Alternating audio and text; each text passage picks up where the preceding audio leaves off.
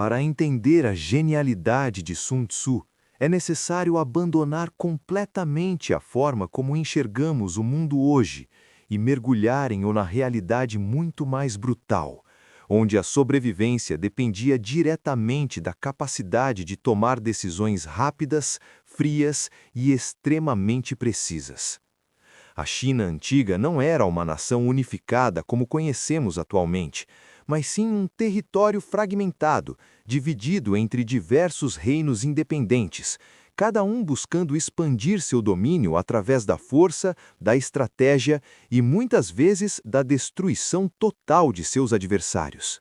Esse período ficou conhecido como período das primaveras e outonos, e foi marcado por instabilidade constante, disputas territoriais intensas e uma competição feroz pelo poder. Reis precisavam provar sua força continuamente, não apenas para seus inimigos, mas também para seus próprios aliados, que muitas vezes estavam apenas esperando uma oportunidade para trair e assumir o controle. Generais eram valorizados enquanto venciam, mas qualquer erro poderia significar sua execução imediata. Soldados eram tratados como recursos descartáveis, enviados para batalhas onde a chance de sobrevivência era mínima. Nesse ambiente, a guerra não era um evento isolado, ela era parte da rotina, era inevitável, era constante. E exatamente por isso, aqueles que conseguiam enxergar além da violência direta tinham uma vantagem absurda. Porque enquanto a maioria lutava com espadas, alguns poucos começavam a entender que a verdadeira batalha acontecia muito antes do confronto físico. Sun Tzu surgiu nesse cenário como uma mente completamente diferente. Ele não via a guerra apenas como um confronto de forças, mas como um sistema complexo, onde informação, percepção e estratégia eram muito mais importantes do que números ou coragem. Para ele, a vitória não dependia de quem lutava melhor, mas de quem pensava melhor. E essa forma de enxergar o conflito mudaria completamente o rumo da história. A figura de Sun Tzu é cercada por mistérios, o que apenas aumenta ainda mais o impacto de sua história ao longo dos séculos. Diferente de muitos personagens históricos que deixaram registros detalhados sobre suas vidas, suas conquistas e suas motivações, Sun Tzu permanece envolto em uma espécie de neblina histórica, onde fatos e lendas se misturam de maneira quase inseparável. Alguns estudiosos acreditam que ele foi um general real que serviu ao reino de Wu, enquanto outros sugerem que suas ideias podem ter sido compiladas ao longo do tempo por diferentes estrategistas. Mas talvez o mais interessante seja que, independentemente de qual dessas versões seja verdadeira, o impacto de suas ideias é inegável. Sun Tzu não ficou famoso por grandes discursos, nem por demonstrações públicas de poder. Sua influência veio de algo muito mais sutil e, ao mesmo tempo, muito mais poderoso: sua capacidade de entender padrões de comportamento humano e transformar esse entendimento em estratégia. Enquanto a maioria dos generais acreditava que a vitória dependia de força, coragem e superioridade numérica, Sun Tzu via a guerra como um sistema lógico, onde cada ação gerava uma reação previsível. Para ele, lutar era apenas a última etapa de um processo que já deveria estar decidido muito antes do primeiro golpe ser desferido. Se você chegasse ao ponto de precisar lutar, isso significava que algo havia falhado no planejamento. Essa forma de pensar não apenas desafiava tudo o que era considerado normal na época, mas também criava uma nova forma de enxergar o poder. Porque, na visão de Sun Tzu, o verdadeiro domínio não vinha da destruição do inimigo, mas do controle total sobre suas decisões. O momento que definiria o destino de Sun Tzu não aconteceu em um campo de batalha, cercado por soldados ou em meio ao caos da guerra. Pelo contrário, aconteceu dentro de um ambiente aparentemente controlado, quase teatral, onde a expectativa não era de vitória ou derrota, mas de humilhação. O rei de Wu, curioso e desconfiado, decidiu testar aquele homem que afirmava compreender a guerra de uma maneira completamente diferente de todos os outros generais. Diante dele estavam dezenas de concubinas do palácio, mulheres que nunca haviam tido qualquer tipo de treinamento militar, muito menos disciplina ou experiência com comandos de guerra. Para o rei, aquilo parecia suficiente para provar que Sun Tzu era apenas mais um teórico, alguém que falava bem, mas que não conseguiria aplicar suas ideias na prática. Sun Tzu, no entanto, aceitou o desafio sem questionar. Ele organizou as mulheres em grupos, dividindo-as com precisão, como se já estivesse comandando um exército real. Escolheu 2 líderes entre elas, posicionou cada grupo de forma estratégica e começou a explicar os comandos que deveriam ser seguidos. Sua voz era calma, firme, sem qualquer sinal de dúvida. Tudo parecia claro, tudo parecia simples, mas quando ele deu a primeira ordem, elas riram. O ambiente, que deveria ser de disciplina, se transformou em algo leve, quase cômico. Para aquelas mulheres, aquilo não passava de uma brincadeira, uma encenação sem consequências reais. Elas não levavam aquilo a sério porque nunca haviam sido colocadas em uma situação onde suas ações realmente importassem. Sun Tzu observou, sem pressa, sem emoção. E então explicou novamente, dessa vez com ainda mais clareza. Garantiu que todas compreendessem cada detalhe, cada movimento, cada comando. E então deu a ordem novamente.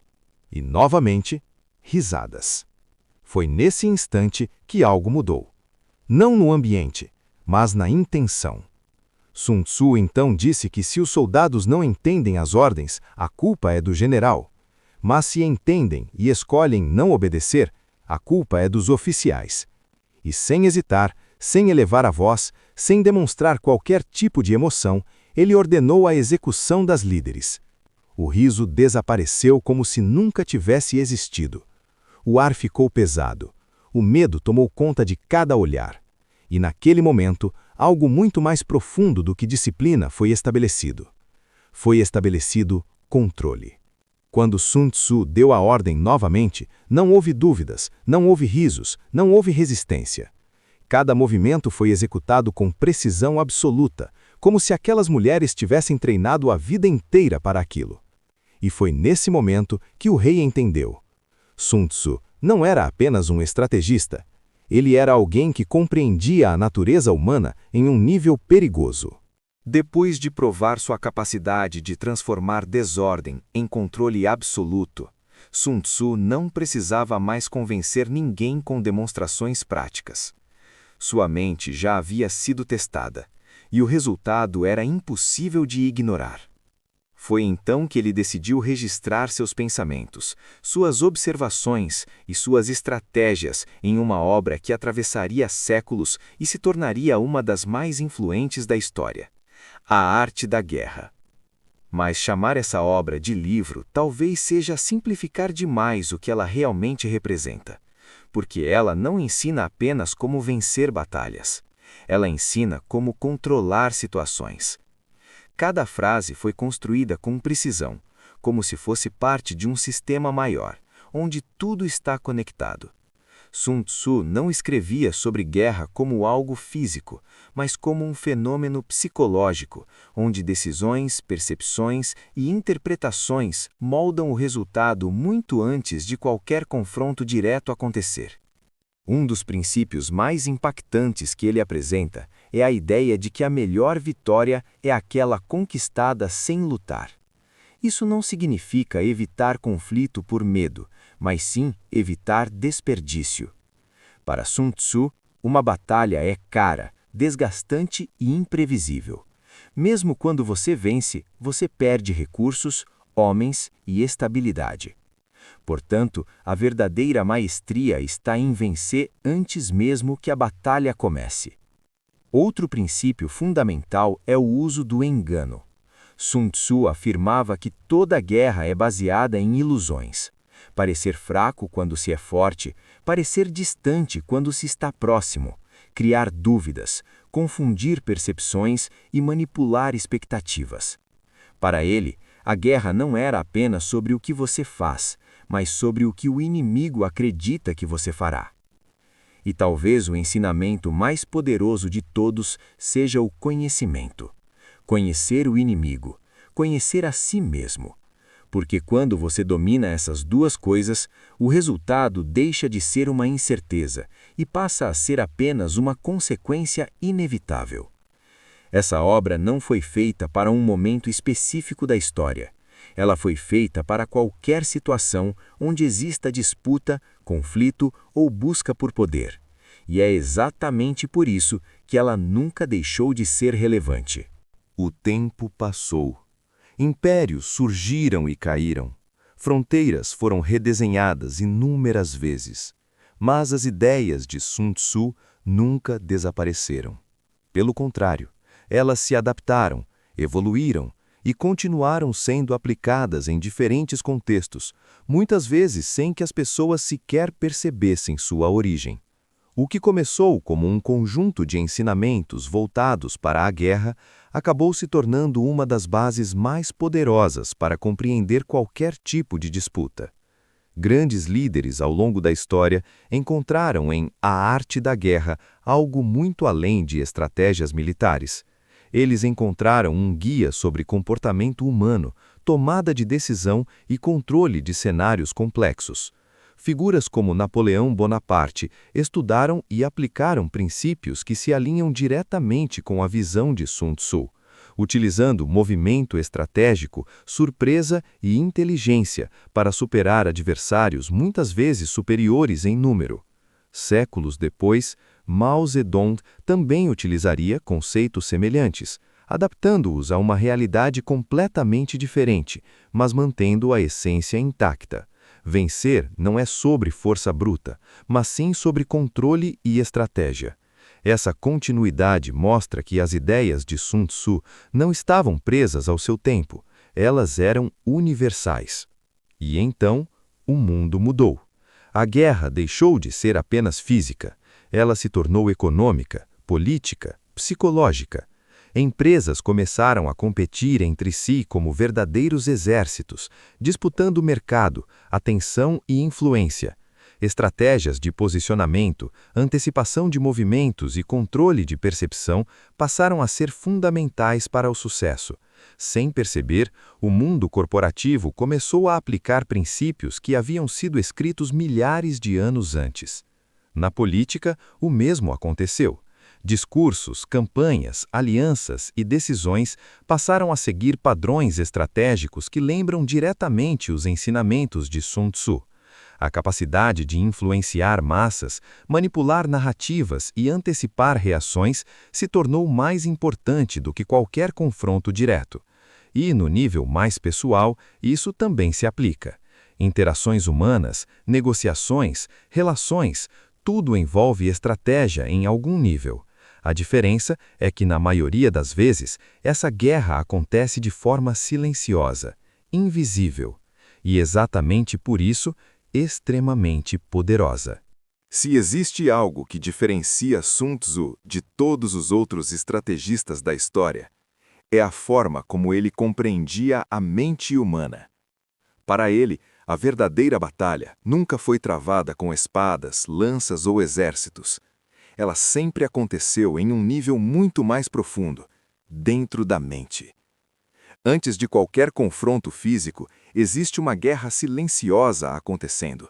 Uma guerra feita de percepções, emoções, inseguranças e decisões. E é exatamente nesse nível que as maiores vitórias são conquistadas. Porque quando você controla a mente do seu adversário, você não precisa mais controlar suas ações. Elas passam a acontecer naturalmente, como consequência. Sun Tzu entendia que o medo pode ser mais destrutivo do que qualquer arma, que a dúvida pode paralisar mais do que qualquer exército, que a confusão pode levar um inimigo a cometer erros que ele jamais cometeria em condições normais. E mais importante do que isso, ele sabia como provocar tudo isso. Criar incerteza. Gerar insegurança, fazer o inimigo questionar suas próprias decisões. Essas não são ações visíveis, não são movimentos óbvios, mas são extremamente eficazes. E é exatamente por isso que a guerra invisível é tão perigosa. Porque na maioria das vezes você nem percebe que está participando dela. No mundo atual, isso se torna ainda mais evidente. Informações circulam rapidamente, opiniões são moldadas em questão de segundos, e decisões são influenciadas por fatores que muitas vezes passam despercebidos. A batalha não está mais apenas no campo físico, ela está em telas, conversas, ideias e percepções. E quem entende isso tem uma vantagem enorme. Porque não está apenas reagindo ao que acontece, está moldando o que vai acontecer. Mas existe algo em toda essa história que causa desconforto. Algo que muitos preferem ignorar, mas que está presente em praticamente todos os ensinamentos de Sun Tzu. Ele nunca falou sobre moralidade, nunca discutiu o que é certo ou errado, nunca colocou limites éticos claros sobre suas estratégias. Seu foco era apenas vencer. E isso muda tudo. Porque quando o objetivo é apenas a vitória, os meios utilizados para alcançá-la deixam de ser questionados. Engano, manipulação, ilusão, tudo passa a ser visto como ferramenta, não como problema. Isso não significa que Sun Tzu incentivava o caos ou a destruição sem sentido. Pelo contrário, ele valorizava a eficiência, o controle e a redução de perdas. Mas, ao mesmo tempo, ele entendia que para alcançar esse nível de domínio, seria necessário utilizar estratégias que muitas vezes ultrapassam limites que hoje consideramos éticos.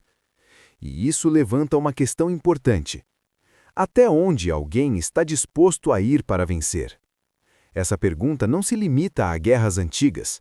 Ela está presente no mundo atual, em decisões políticas, estratégias empresariais e até em relações pessoais. Porque, em algum nível, todos enfrentam situações onde precisam escolher entre agir de forma completamente ética ou garantir um resultado. O problema é que muitas vezes essas escolhas não são tão claras. E é exatamente aí que o lado sombrio da estratégia se revela. Não como algo externo, mas como algo interno.